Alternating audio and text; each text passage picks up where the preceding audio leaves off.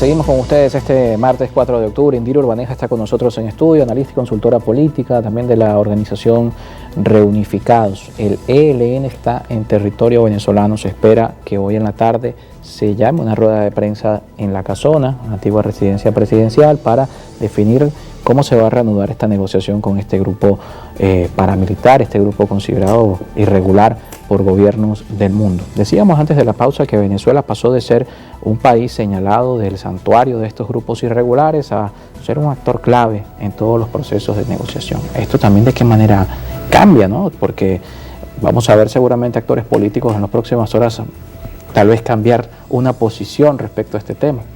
Bueno, Venezuela se ha convertido en una caja de Pandora y los escenarios son tan variables y tan variantes en minuto a minuto. Hoy estamos en un contexto y al otro día estamos en otro. Fíjate que es importante recordarle a la audiencia que las negociaciones con el ELN o los intentos de diálogo con el ELN comienzan en el gobierno de Santos en el 2014. Es con la llegada de Iván Duque, un hombre nefasto y contrario para los intereses de la paz. Él es el que suspende el diálogo con el ELN y después se termina de cerrar toda conversación después del atentado que hubo en 2019, en enero de 2019, en la Escuela de Cadetes de Bogotá. Un atentado perpetrado por el ELN. A partir de ese momento se cierran las negociaciones, se cierra el diálogo. Bueno, todos conocemos de las denuncias que se han hecho, pues de la incursión, del tránsito del ELN a territorio venezolano. Dicen, comentan, argumentan de que el ELN entonces vive o desarrolla sus actividades pasando de Venezuela a Colombia y de Colombia a Venezuela. Siendo así, entonces deberíamos estar muy felices de que hoy Venezuela sea la cuna, el anfitrión de este diálogo, de este proceso de diálogo con el ELN, porque entonces, mira, la paz de Colombia es la paz de Venezuela y viceversa. Y esto no es una frase trillada, es una frase real. En el momento en el que el nefasto expresidente Iván Duque decide cortar cualquier tipo de relación con Venezuela, y esto hay que decirlo de esta manera, porque no se trataba de que él se pusiera bravo con Nicolás Maduro con él, porque esto no era un problema de amigos, de que nos dejamos de hablar y listo.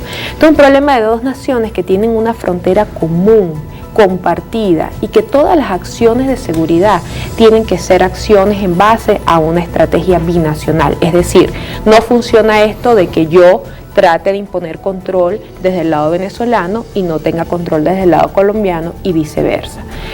En ese tránsito de ruptura de relaciones, ¿quién se benefició? El crimen transnacional.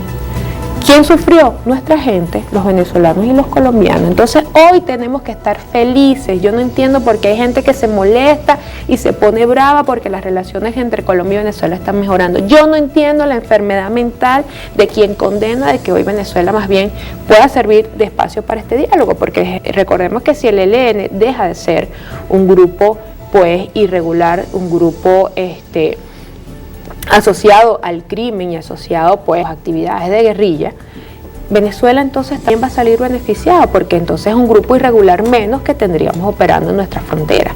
Hay que levantar banderas rojas, porque también tenemos que decirle a la gente que recordemos que estos procesos de diálogo y de paz no son perfectos, es decir, siempre van a haber... pasó con la FARC. Correcto, siempre van a haber células o siempre van a haber algún subgrupo que no se adhiera al acuerdo de paz, que no se adhiera a la negociación, y bueno, esos son los grupos de disidencias que sí quedan operando y que sí quedan haciendo. Esos grupos tienen que recibir todo el peso de la ley y tienen que ser pues repelidos del lado y lado, tanto del lado colombiano como del lado venezolano. Hemos hablado de un tema y ya entramos en el escenario más político electoral, podemos decirlo así. Todo esto, por supuesto, va a impactar en un escenario que ya parece complejo, con un montón de candidaturas que estamos viendo, y en las últimas horas veíamos información extraoficial de cara a lo que va a ser el desarrollo de las primarias, entre 5 y 7 millones de dólares, ha dicho Polianalítica. Extraoficialmente está manejando la plataforma unitaria, pueden costar unas primarias en nuestro país. Mira, las primarias no son las primas de las áreas. Es que yo no entiendo ya qué es eso. Las primarias, hay que decirlo, las primarias es un proceso interno de un sector de la oposición, porque yo tengo que asumir las últimas declaraciones de Henry Ramos Aliu diciendo prácticamente cerrándole la puerta, como él es impoluto, como él no tiene ningún tipo de caso de corrupción ni cercano a él, ni a su familia, ni a sus hijos, entonces él cree que él puede llamar a todos los demás alacranes y corruptos y todo esto. Entonces, que vayan a las primarias del PSUV. Bueno, pero es que eso es la misma arrogancia. Ese señor le debería dar vergüenza, él ya debería estar cuidando a sus nietos. Pues ese señor está aplicando hoy la misma arrogancia que aplicó en el 2015, cuando por primera vez tuvieron un triunfo político en los 23 años de gobierno chavista, tuvieron el triunfo de la Asamblea Nacional en el 2015 y no lo supieron administrar por esa misma arrogancia. Mira, el 2024 tiene que ser el año donde los venezolanos terminen de sepultar a esa clase política que es buena para nada. ¿Por qué? Porque Venezuela merece una clase opositora que de verdad se preocupe por los problemas del país, se preocupe por los maestros, se preocupe por los viejitos, que realmente esa pensión y esas jubilaciones no sirven, se preocupen de verdad, no como el presidente Maduro el otro día que estaba preocupado por hacerle llegar un par de zapatos, un bolso a los maestros. No vale, tenemos que preocuparnos porque los maestros tengan un salario digno para que vayan y se compren el bolso y el zapato que le dé la gana, pero no hay una oposición con capacidad de sentarse con ese gobierno a discutir estos temas y a buscar puntos de encuentro por el país. Nosotros no podemos volver al 2025 con una oposición donde esté María Corina Machado, Julio Borges y toda esta gente, y Henry Ramos y toda esta gente que lo único que ha hecho es hacerle daño a la política y al país. Nosotros merecemos una clase política que se sienta a debatir los problemas del país, que se vean como rivales, como adversarios, porque es natural, es normal la lucha por el poder, pero eso no tiene que significar que somos enemigos. Entonces aquí hay una clase opositora que se opone a todo y sin sentido, porque su trabajo es oponerse, su trabajo no es entonces debatir. No vale, una posición correcta en cualquier país democrático es una posición que donde tengo puntos de coincidencia por el país, con el gobierno me siento y lo apoyo, donde tengo diferencia y donde creo que el gobierno está errando, pues lo combato desde el punto de vista democrático. Lo que pasa es que aquí es una lucha intestina de unos niños y de unas niñas que le dijeron de chiquiticos que ellos iban a ser la presidenta o el presidente del país, y entonces ellos quieren llegar al poder a lo que cueste. Y si no son ellos los que llegan al poder, no importa, incendiemos el país y acabemos con el país. Y esa política de destrucción es lo que nos ha llevado a donde estamos hoy. Hoy en día, tú puedes decir, bueno, pero es que el culpable es el gobierno y la corrupción y todo esto, sí, pero ya esa clase política opositora que perdió su rumbo, que perdió su rol, hoy es cómplice también de nuestra crisis, porque si el gobierno no ha sabido dar respuesta a las grandes demandas de la gente, esa oposición tampoco. Y ese es el grave problema que tenemos hoy. Entonces tenemos más candidatos que el Miss Venezuela, imagínense ustedes, un país que lo que necesita es unión, entonces se presentan miles de candidatos. Eso lo que te da a entender a ti es que seguimos teniendo una clase política errada, extraviada, que no está para nada conectada con las necesidades del país y con las verdaderas necesidades de la gente, y por eso no van a ganar y por eso no van a hacer una opción política, porque yo creo que primero van a tener que hacerse un exorcismo o van a tener que volver a nacer, porque realmente ya yo no sé qué es lo que tiene esta gente en el corazón. Parece que no les importa ni un poquito el país. El país va por un lado y ellos van por otro. Entonces, tema de primaria, que mira, terminen de elegir a alguien de consenso, pero olvídense, ningún candidato que salga del G4. El G4 significa pero es posible corrupción. un consenso si no es posible ponerse de acuerdo para una primaria. Bueno, imagínate. Es que mira, ahí no hay nada que buscar con ningún candidato que venga del G4 o que esté ligado al interinato, porque ellos representan el fracaso. Esa gente estafó la esperanza de un país, esa gente estafó a la comunidad internacional, esa gente demostró que no son una opción de cambio. Entonces, ¿por qué insisten en hacer una primaria que incluiría a personas que están inhabilitadas como Juan Guaidó? Ajá, vamos a suponer que ellos en su fiesta, porque eso va a ser una fiesta privada de ellos, ahí va a ganar el que tenga más plata, porque tú y yo conocemos de la consultoría política y sabemos que hoy en día para hacer política se necesita muchísimo dinero. Es un costo logístico. Muchísimo dinero. Política. Entonces vamos a suponer que Juan Guaidó tenga la plata y él logra ganar su primaria. ¿Qué va a suceder? ¿Qué viene después si él está inhabilitado? Entonces ya nada más allí tú partes con un error de fondo, ni siquiera de forma, sino de fondo. Ya eso te indica de que ellos, su plan va a ser otra vez estafar a la gente. ¿Por qué no buscan un candidato que no esté inhabilitado?